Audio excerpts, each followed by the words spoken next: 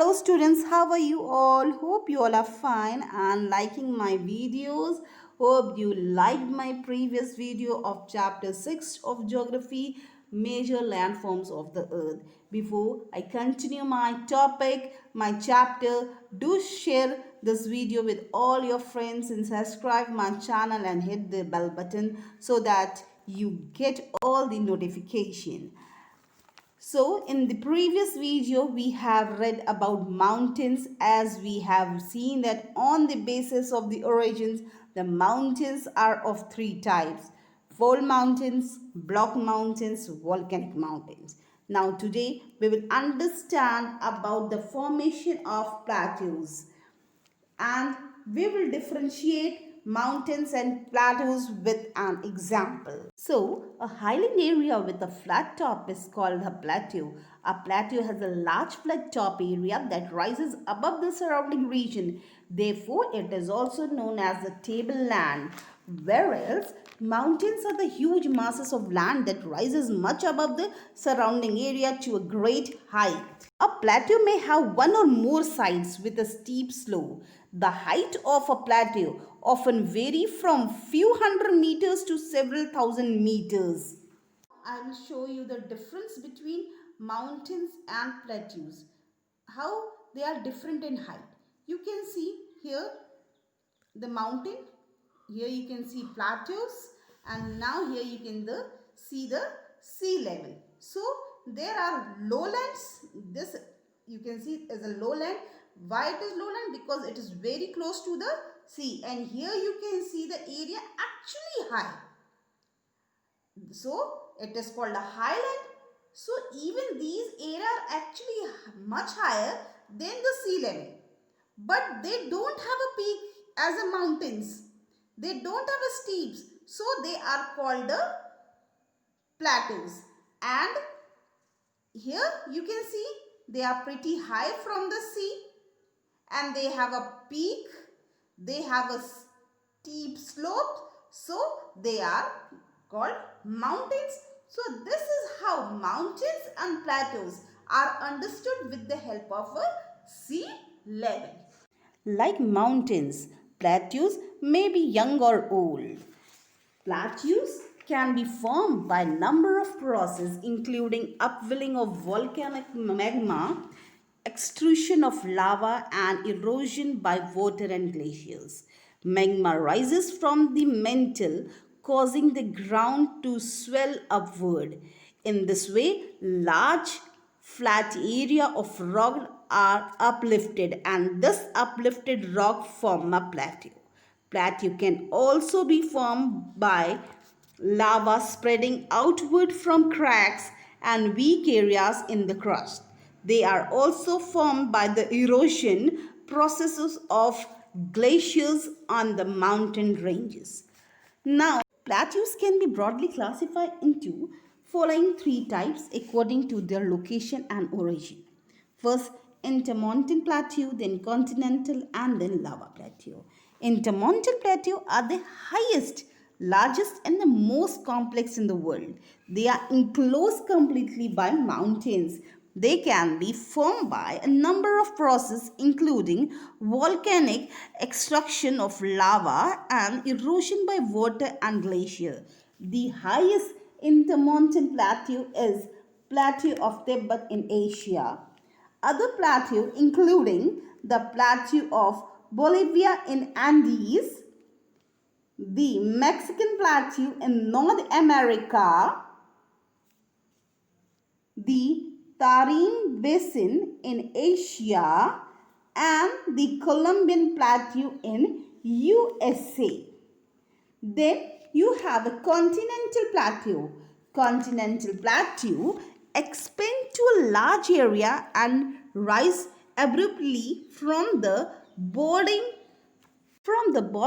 lowland or the sea. They can be formed by upward movement of the rocks in the upper mantle or lower lithosphere.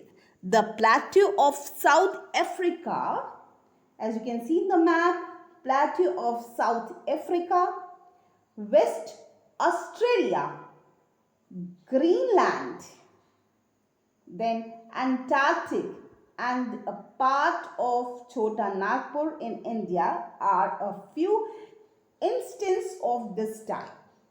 Now coming to lava plateau are formed by the fissures when volcanoes erupt.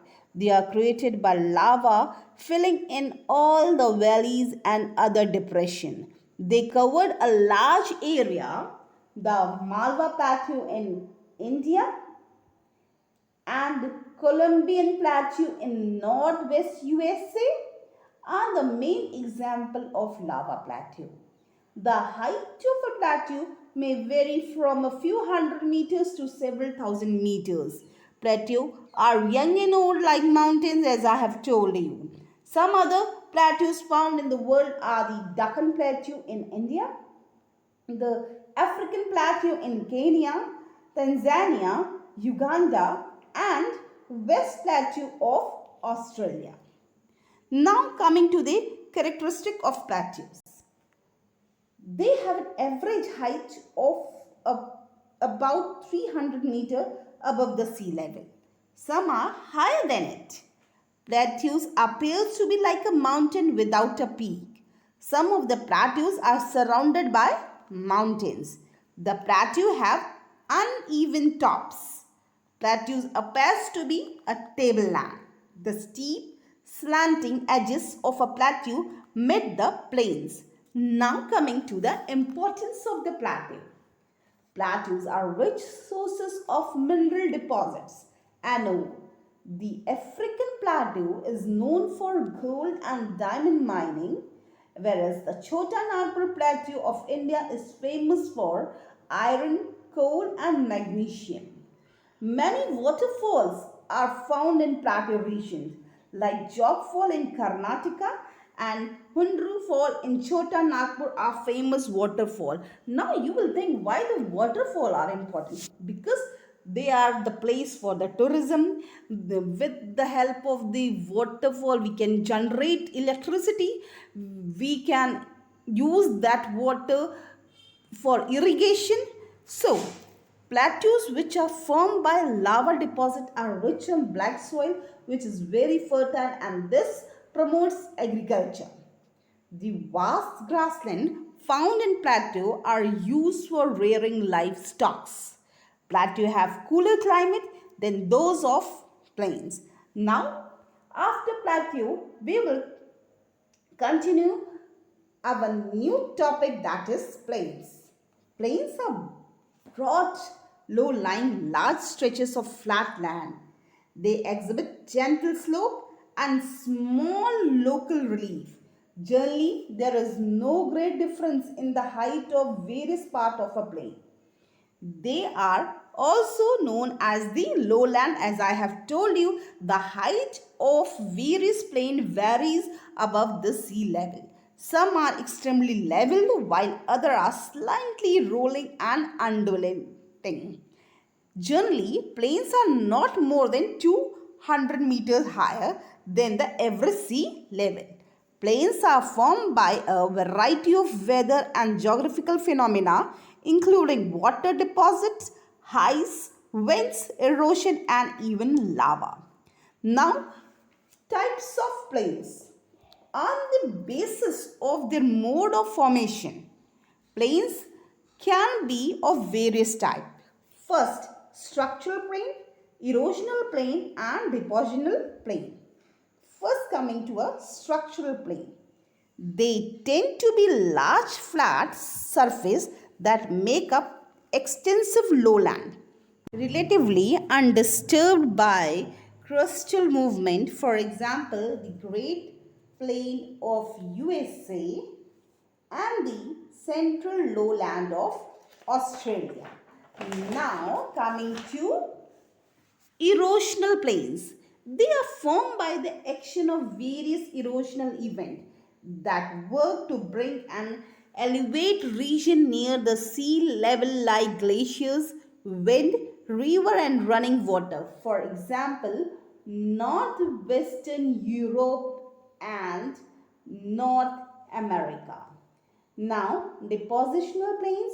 The plains form by the filling up of sediments carried by agents of erosion like wind, rivers, glaciers, and underground water into a depressions are called depositional plains. Sometimes these plains are very fertile because of the type of materials that has been deposited there. Example, the Great Plains of North China and the Valley of Kashmir are the example of this. Now the formation of the plain. How the plains are formed? Plains are formed as a result of interior and the external forces of the earth. Most plains are formed by the river and their tributaries. When river flow on mountain slope, they eroded them and carry forwarded the eroded material. This eroded material get deposited in the low-lying valleys in the form of sediments containing stones, sand and silt. This result in the formation of plains over a long period of time.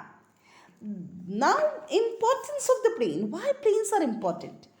Plains are very fertile, and most of the civilization, as we have read in the history, was established near the plains. Are fertile and extremely suitable for the cultivation of various crops like fresh fruits and vegetables. As plains are even and flat, it is easy to construct roads and make railway lines on them.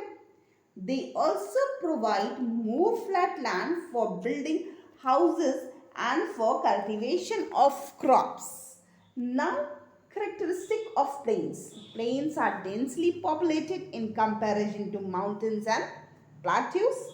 Plains are found in every continent of the world. In fact, most of the large cities of the world are located in the plains. As we know that Egyptian civilization was established near the river Nile.